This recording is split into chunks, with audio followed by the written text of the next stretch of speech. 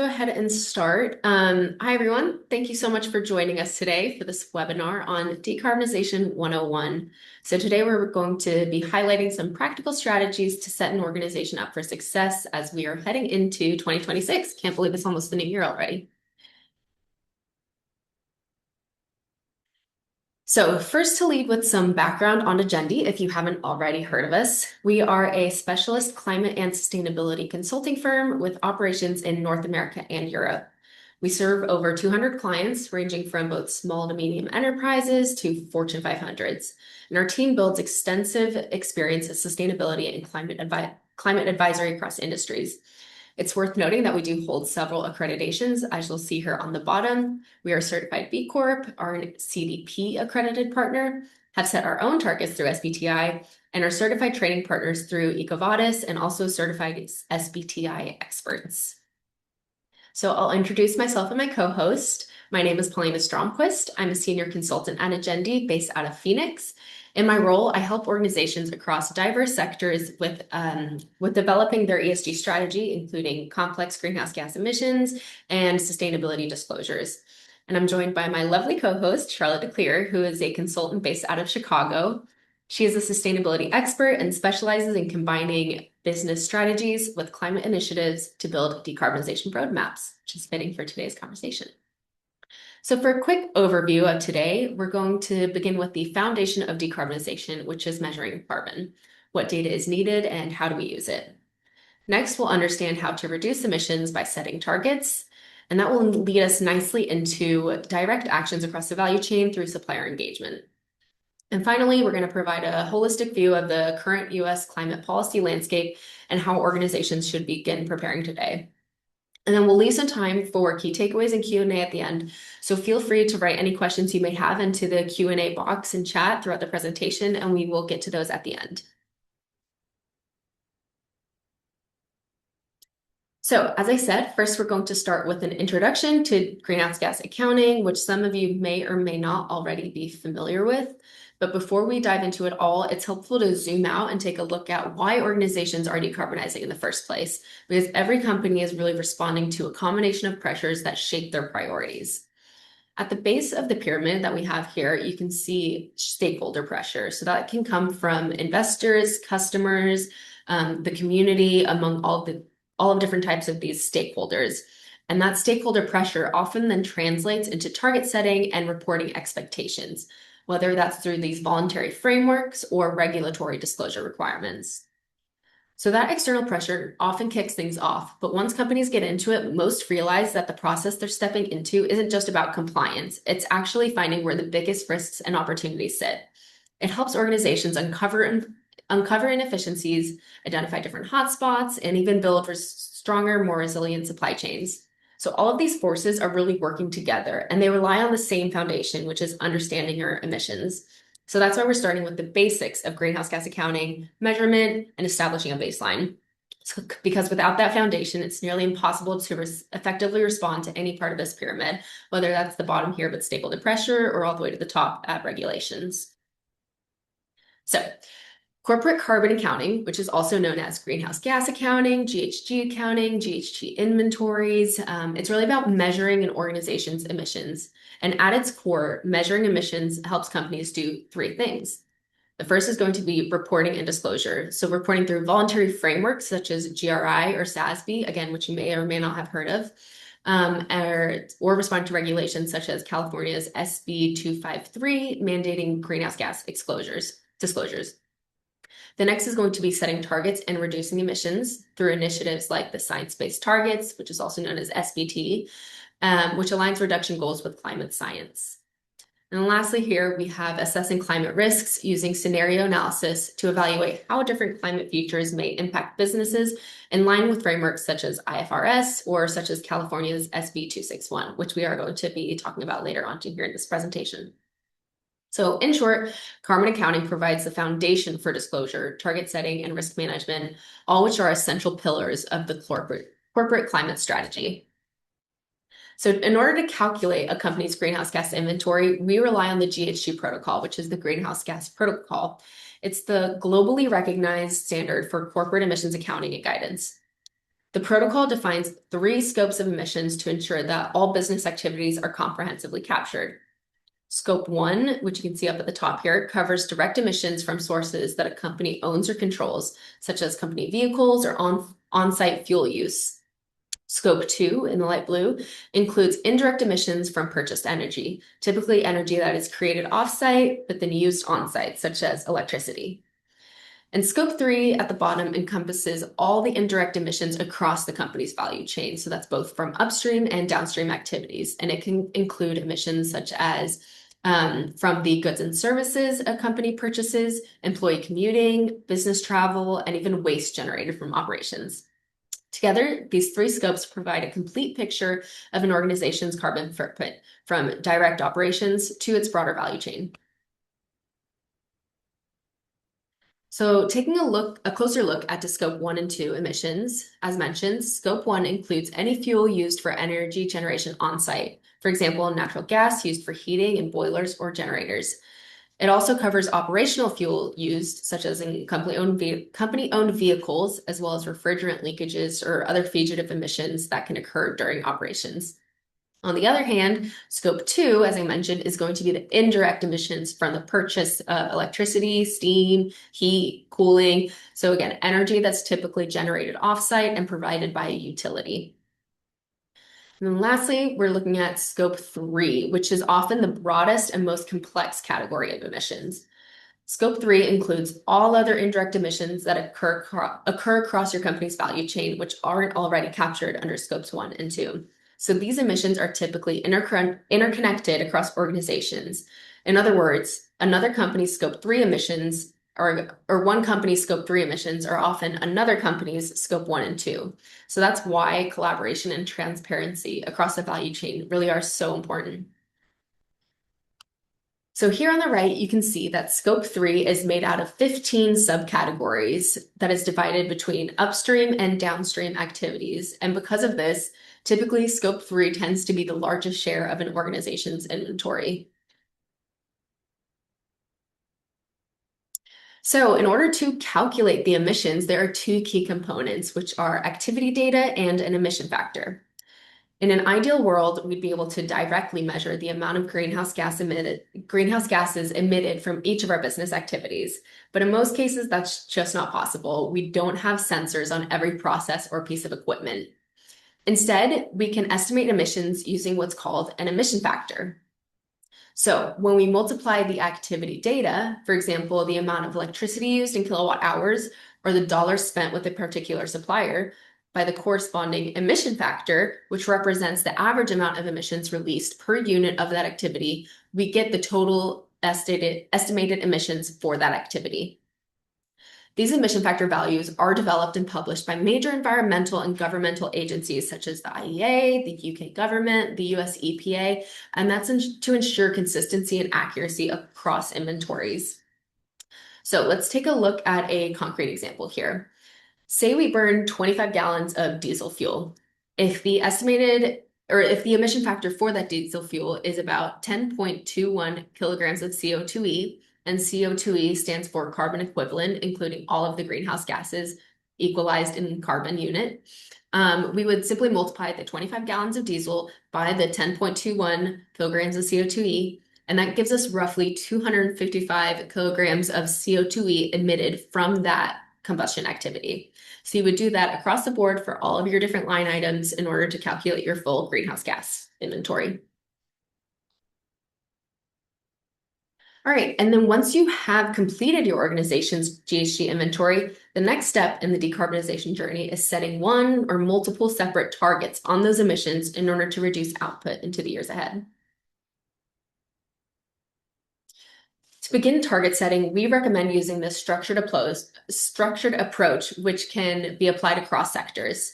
Your first is going to be determining a baseline, then developing your target options, calculating the feasibility based on any identified initiatives, and then implementing a decarbonization roadmap to guide your execution and really activate the work itself. So starting first here with the baseline emissions, this is going to be your first step because all future emission reductions are going to be compared against your baseline. It's critical to ensure that these emissions calculations are as high quality as possible so that you can replicate and compare in future years as you're going to be implementing your reduction efforts. Your base year should be the most representative recent year that reflects normal business operations and has a complete and verifiable scope 1, 2, and 3 greenhouse gas inventory. So for example, typically we don't advise companies to set a base year on 2020, seeing as that was a atypical year with the COVID pandemic. We do recommend, again, having a most recent year and making sure it's representative of normal business operations. And having a baseline like this enables not only target setting, but also hotspot identification to understand where your efforts will have the greatest impact. So let's take a look at an example company here. So for this mock company, the baseline calculations revealed that the emissions concentrated in scope 3 have the most emissions coming from purchased goods and services, which is going to be your category 1. So that means this company should focus its scope 3 reduction efforts on purchased goods and services and engage with those suppliers, for example. Scope 1 and 2, as you can see here, are a small piece of their larger pie, but it is still really critical to reduce these scope 1 and 2 emissions as they do represent your operational emissions. Remember, your scope 1 and 2 emissions is another company's scope 3 emission. So they should always be prioritized for reduction as well. That way you have direct control over these sources themselves. So moving on to the next step, companies should develop a long list of target options and identify priority ones to move forward with. In order to help you narrow down your selection, there are a few guiding questions to ask yourself and your team. So these include understanding the why behind your target setting goal, what level of reductions is feasible within our operations, both technical and financially, the when behind the timeline of this target and how it aligns with your expected growth, the how behind aligning with your value chain, and lastly, logistical concerns. So do we have the data and systems in place in order to measure progress consistently?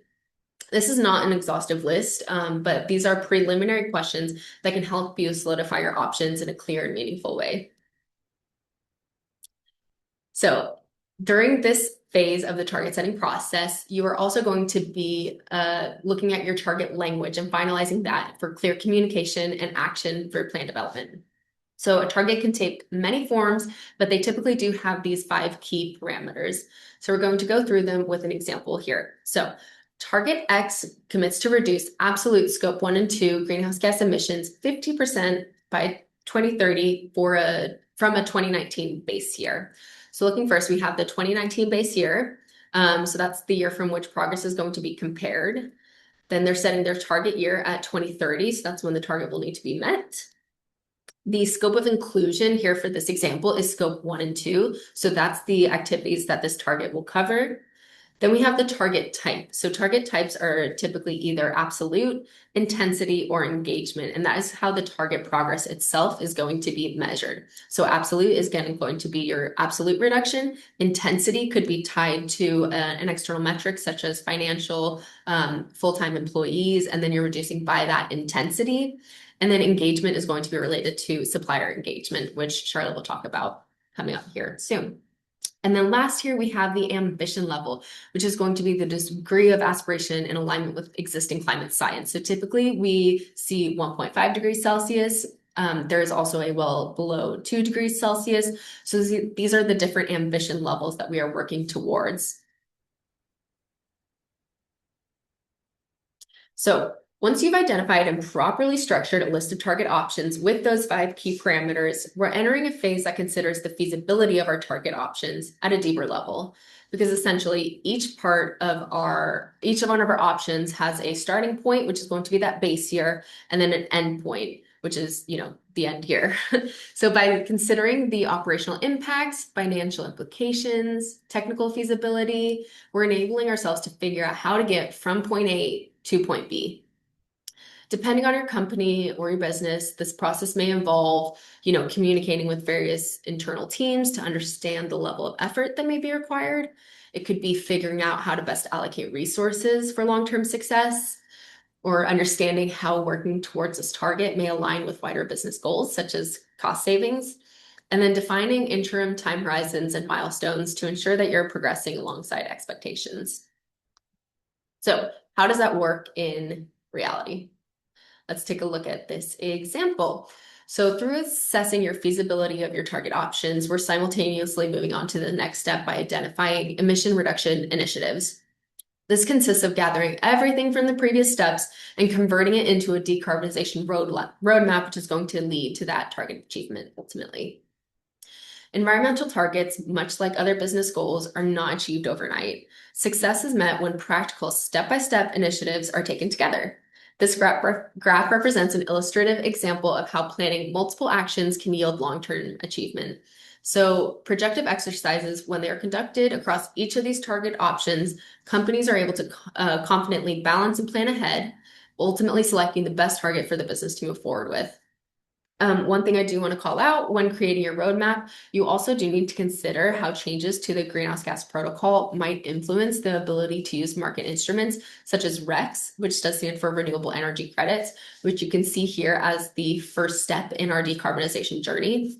The greenhouse gas protocol is constantly updating and shifting in order to make sure it is best representative and applicable for all companies. So just something to keep in mind as you're going through your reduction process. And it's also important to note that these estimates are usually a starting point and they should be refined over time. So when identifying the initiatives to support these emission reductions, businesses should focus on the actions that drive meaningful impact. So in reality, some of these actions may happen in parallel or overlap, depending on the organization's structure, technology readiness, or operational context. But keeping this hierarchy front and center helps ensure efforts are focused on the most efficient and the highest impact opportunities first. Ideally, businesses focus on avoiding emissions entirely, which means eliminating them at the source whenever possible. For example, eliminating unnecessary energy use or avoiding high emission activities. Then we move to reducing emissions through efficiency improvements and operational changes. These levers typically have a fast ROI, which are scalable improvements across the operations. Next, we're going to focus on replacing high carbon inputs with low carbon alternatives. So this is such as renewable energy, fleet electrification. And that leads us into transforming the business model or supply chains, which can often lead to longer term changes that are essential for tackling scope 3 emissions and can unlock systemic decarbonization. And then finally, at the bottom here, we do have offsetting residual emissions. This should be the last step and used only after all other options have been pursued. It should be used for residuals and is not a substitute for real emissions reductions. Finally, bringing all of these analyses together to compare the target options, feasibilities, and initiatives against each other, ultimately determining which makes the most sense for your organization. There are a number of criteria that can be used, and they should be tailored to your internal priorities. The three we recommend are, emissions impact, cost to implement, and project lifetime. But other criteria that could factor into your decision making include feasibility dependent on potential internal blockers, time and energy required, societal impacts, or even regulatory influence or incentives. So with this criteria laid out, you can implement a decarbonization roadmap by acting on the emission reduction pathways, tracking progress year over year to keep your roadmap responsive and effective. And we're going to pass it off to Charlotte to talk about decarbonizing in the supply chain. Perfect. Thank you, Paulina. Let's dive in together into probably one of the biggest pieces of the puzzle, which is decarbonizing the supply chain. We'll break down the main challenges, talk about what you can actually influence, and walk through a framework to help you engage suppliers in a meaningful and effective way. Scope 3 can feel overwhelming at first, whether you've worked with it before or not. Across almost every organization, we see the same few hurdles come up again and again. And I'll walk through each one along with what typically helps move things forward. So one of the biggest challenges is probably the complexity of the data collection and the fact that data sits across different teams and departments, and it's not always clear who owns what. What really helps here is to simplify and standardize as much as possible. When you make data ownership explicit and clarify who holds which pieces, a lot of the complexity immediately starts to fall away. We also often see issues around data quality because ensuring accuracy, traceability, and reliability is genuinely hard. And year over year, things don't always align. And those inconsistencies can make people feel nervous about the numbers. But we always remind teams that perfection isn't the goal, transparency is. So the most effective approach is to really document assumptions clearly, score the quality of your data, and validate where you can against benchmarks. Also, starting with spend-based data is completely valid. It gives you a strong starting point. And then as you transition to activity-based or supplier-specific data, emissions often decrease simply because your assumptions start to be less conservative. Another common hurdle is navigating methodologies and standards because unfortunately there really isn't a one-size-fits-all approach. What helps is anchoring everything to one primary standard, which probably for most organizations is a GHG protocol. And then from there, you can layer in more sector-specific guidance like PCAF when appropriate. For example, in this case, that would be the case for financial companies. So all of this keeps things consistent without getting lost in the details of all the different frameworks out there too much. Scope 3 is also resource intensive. It takes time, coordination, and involvement across multiple functions, right? So the most sustainable way to manage this is to build capacity and efficiency at the same time. That means training teams on the fundamentals so that people really understand what's happening, and then using tools or experts to reduce manual work. Then as systems mature, internal ownership will actually naturally strengthen. And then finally, obtaining that supplier-specific data. It's probably one of the hardest parts. A lot of suppliers are early on in their own journeys, and the process can feel intimidating to them as well. And what we would really propose here is that you change the dynamic to build supplier capability and trust, keeping the request simple, offering shared tools or trainings, and explaining clearly how the data will be used. When suppliers understand the why, engagement increases by a lot, and it really helps kind of oil that machine of getting that data. Also want to note here that certain industry collaborations or shared platforms, like for example, CDP, can help fill in the gaps and help align methodologies. So once all of these pieces are starting to come together, you get a much clearer picture of your value chain emissions. And that visibility alone really unlocks patterns, risks, and opportunities that you wouldn't have seen otherwise. One more thing I'll also emphasize is that Scope 3 is really an iterative process. It's not about getting it perfect once. It's about improving the quality and coverage of your data a little bit more with every cycle and getting a more accurate picture over time. So then with a clear picture on your value chain, the natural next step is action, right? Just calculating and disclosing emissions defeats the purpose. So the key mindset shift is to move from accounting to insights to reduction. And to do that, you need to understand two things. First, start with things that are within your control. And second, try then to move the needle for things that are more difficult or much more outside of your control early on. So starting with the left here, you see the areas where you have direct influence. Here's definitely a non-exhaustive list, but it might give you some ideas, right? So some decisions that your procurement team makes, transportation planning, maybe internal policies on, for example, waste and travel, product design. If you are a product company, have you considered circularity? So these are really the places where internal decisions can materially reduce emissions and should absolutely be looked at first when you are thinking about reducing your emissions. So thinking about that mitigation hierarchy that Paulina just walked you through. However, as soon as you move into that outer circle, your clients, your suppliers, your control really decreases. And the further down the tiers, the harder it gets to directly influence their operations. So that's where supplier engagement strategy becomes critical for upstream emissions and the client engagement strategy for companies with significant downstream emissions.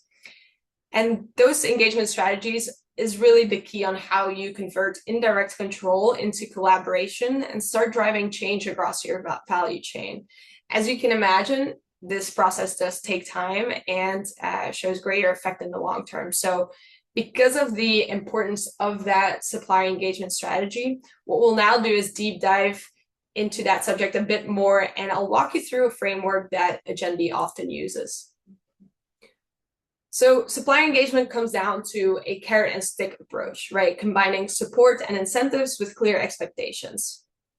So we have 5 key steps. The first step is supplier maturity mapping. Start by assessing where suppliers currently stand on sustainability, whether that's basic awareness or more advanced reporting. Turn that into a simple heat map that helps you quickly identify leaders, beginners, and where more support is needed. Then following that, engage and educate. Tailor your outreach to your suppliers based on their supplier maturity level. So early stage suppliers may need foundational guidance, but more advanced ones benefit maybe a bit more from deeper collaborations, shared tools, or technical training. Then comes a little bit, the more stringent part, and this is really looking medium to long term. So embedding sustainability into your contracts, meaning building that expectation directly into procurement and contract language so that your requirements are clear from the start. It really helps establish accountability and ensures that sustainability really becomes part of how the relationship operates long term. And following that, you can start encouraging target setting, for example, support suppliers in setting their own emissions reduction goals, and use incentives when helpful. You can use things like preferred supplier status or access to joint initiatives, because targets really give structure and momentum to improvements. And then the 5th step is elevate the standards over time. Really continuously raise expectations as supplier capability grows, moving from basic disclosures to more robust data or science-based aligned targets. And in some cases, this might also include phasing out the suppliers who consistently fail to meet those minimum requirements.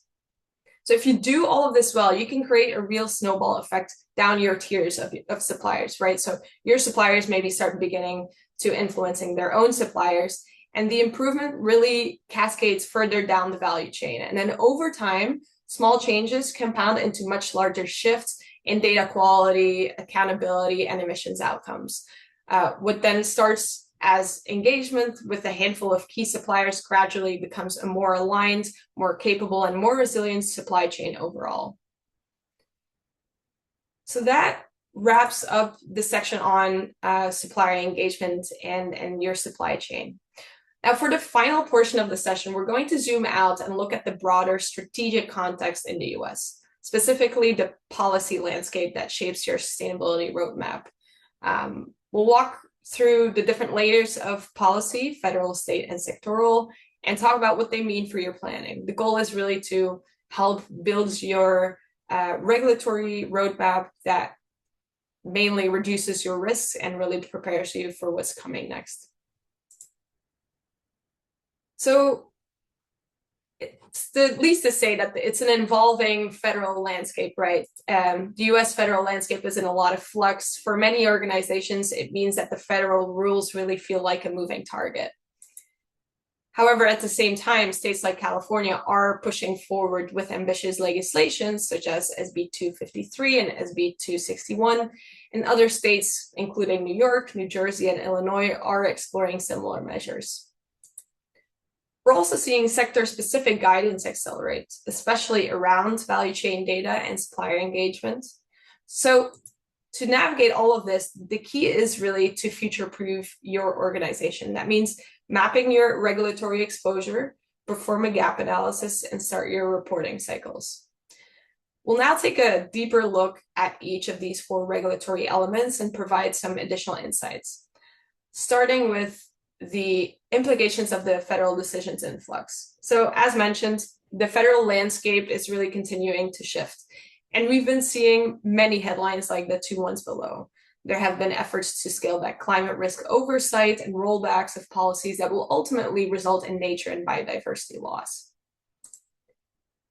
All of this contributes to a sense of regulatory uncertainty at the federal level. So 2 examples here of rollbacks. On the EPA side, for example, originally the rules primarily applied to large industrial facilities and fuel suppliers. However, in September 2025 this year, the EPA proposed ending almost all greenhouse gas reporting requirements, which really signals that step towards loosening federal oversight.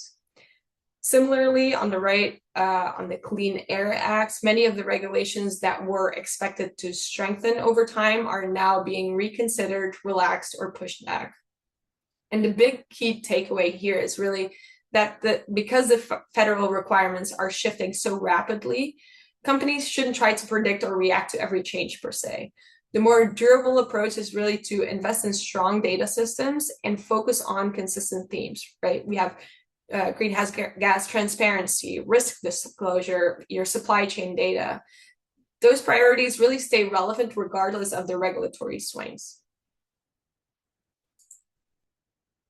At the same time, we're seeing that some states are starting to take the lead in driving regulatory policies, and over the past few months have become the main driver of climate disclosures in the US. California has definitely been taking the lead in this with its SB 253 that requires companies above $1 billion of revenue doing business in the state to start really disclosing their scope 1, 2, and 3 emissions over the next few years. Simultaneously, they also have the SB 261 that requires companies with revenues above $500 million to disclose climate-related financial risks every 2 years. So state legislations definitely have their own hiccups as well. Just want to mention here that the state of California is facing ongoing litigations against these policies. However, we do see that other states are already preparing similar legislation, which does show that the trend will only accelerate. And the smartest strategy here is to align with the strictest requirements, usually California's so far. So doing so really avoids that fragmentation. It simplifies your system and positions you well for whatever comes next. But then also, beyond government regulations, we're also seeing strong momentum at the industry level. You can see on the bottom left here that across different states, EPR laws and embodied carbon laws are being implemented. These industry regulations increase the standards that are being applied. 2 examples here. EPR, so the extended producer responsibility laws, they are requiring more detailed reporting on packaging and product data. And then on the right, we have embodied carbon laws that are pushing for disclosures on construction materials. So these are really important signals from the market. Expectations are clearly moving towards more value chain data, deeper supplier engagement, and stronger links between climate risk and business decision making. So even if you're not formally regulated yet, starting early gives you a real competitive advantage and allows you to shape the narrative rather than respond to it. So really seizing that industry momentum if your industry would be impacted. So to wrap up, we want to show you how you can build a resilient roadmap and typically it comes down to 4 continuous steps. So first, map your regulatory exposure so you understand which federal, state, and sector rules apply to you and where you may face new or emerging requirements. Second is define your exact requirements by identifying the data that you need, aligning with leading frameworks like TCFD or ISSB for the climate risks, and clarifying the reporting cadence necessary. For example, for financial climate disclosures, it's typically biannually. Third, enable reporting by putting mechanisms in place, integrating supplier data, and training your teams to report accurately and on time. And then finally, future-proof your approach by monitoring the policy changes, really updating controls, scenario planning for new mandates. So in short, it's also not a one-time exercise, it's an ongoing cycle, but if it's done well, it really keeps you ahead of the curve and turns compliance from a burden into a strategic advantage. So with that, I'll pass it back over to Paulina so we can get into the key takeaways and Q&A part of the session. I'm very curious to see if any questions have come in. Lovely. Thank you, Charlotte. So, to hit on some of these key takeaways, we want to first start with the data. Accurate data does give you a reliable base year, which in turn enables stronger and more informed decisions. Next, the simple act of setting targets can turn ambition into measurable progress, which is, go to be focusing efforts, unlocking investments, and demonstrating leadership. Don't forget to work together with your value chain to amplify your impact and co-develop goals. And lastly, while regulations are in flux, they're affecting businesses across the country, so focus on strengthening internal controls and managing areas of overlap. So as we close, just want to note that Agendi does regularly host free webinars on a variety of topics, two which are noted here. So follow us on LinkedIn to stay connected. And then, as promised, we are going to leave some time for Q&A. My contact info and Charlotte's contact info is below, so should you want to get in touch, please don't hesitate to reach out. So yes, going to now open it up to any questions that have been asked during the presentation. Okay, so here we have one. How can we justify the investment for reduction initiatives to leadership? It's a really good question. So I think the strongest case for decarbonization is going to be business value, and that is how you're going to be able to speak the same language as your leadership. So a few angles that we often look at are going to be cost avoidance, risk management, and even competitiveness, as Charlotte had mentioned earlier, and then operational resilience. So again, looking at that cost avoidance, whether that is in the energy sector, in fleet transitions, procurement decisions, and then even in the risk management side, such as regulations. You don't want to be fined for anything if you're not abiding by new climate laws, or even physical climate hazards. If you do have, say, warehouses where there is a high risk for a weather event, such as a hurricane, flooding, even longer term, such as water stress. And then, yeah, operational resilience, you're going to be reducing hotspots, looking at where do you have the biggest inefficiencies or dependencies that you can use to strengthen your supply chain. Okay, another question we have here. So Charlotte, I think we can take this one. Do SB 253 and SB 261 apply to both public and private companies or just public? Yeah, so it's both public and private companies. What is important there is those revenue thresholds that we went over. There are a few other thresholds as well. We're more than happy to provide updates. We often post about all of the ongoing changes on our LinkedIn as well. But happy to get in touch to provide you with more details if that be of help. Awesome. There's another question here that I think you would be best primed to answer. How should we handle suppliers who are hesitant or unable to engage in decarbonization right now? It's a good question. I do think it's something that comes up from time to time. I think one key approach is really to focus on the benefits for suppliers, like the cost savings on their end, the risk reduction on their end, and staying competitive, which helps show that sustainability isn't just a cost, but rather a business opportunity. Really providing support like trainings or practical tools can make participation easier and more rewarding. But of course, you can only do so much. So it's smart to prioritize your largest suppliers first, where your influence is also technically the strongest. Including those sustainability requirements that I went over into the contracts, and then gradually reinforcing them to help encourage broader adoption. And then if the supplier chooses not to engage despite all of those efforts, ultimately the associated cost will be theirs, making the benefits for participation even clearer. So just understanding that there are definitely limitations to what you can do there, but there's a lot of tools at hand that can help you really, go for that engagement with your supplier. Thank you.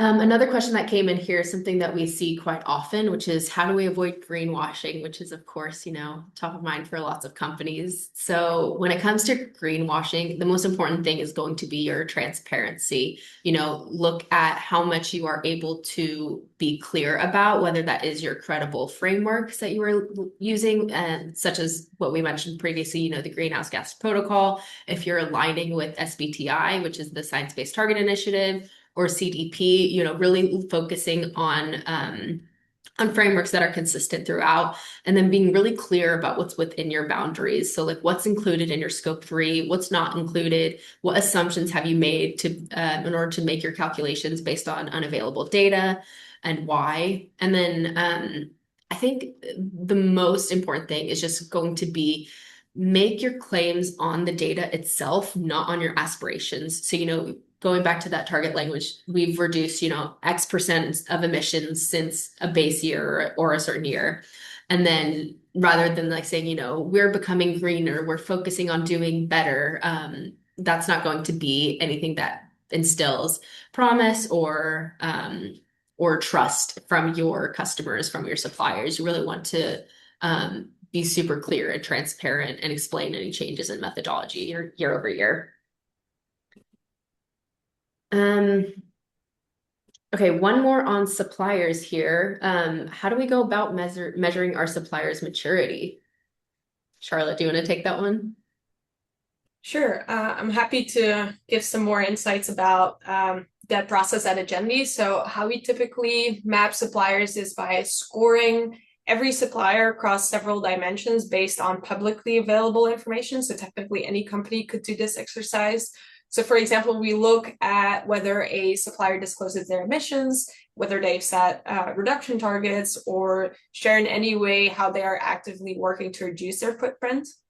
And then from there, we assess the supplier's level of intent. So we reach out to the suppliers specifically, because it could very much be that they haven't published anything, but it doesn't mean that they're not taking any meaningful steps yet to reduce emissions. So understanding their level of intent, even for the future few years in the short term, will be helpful information for you to have. And so if you do this for every supplier, you can really build a clear heat map like that highlights where your supplier stands, helping prioritize engagement and identify opportunities to drive that impact. So that's how we typically go about the supplier maturity mapping.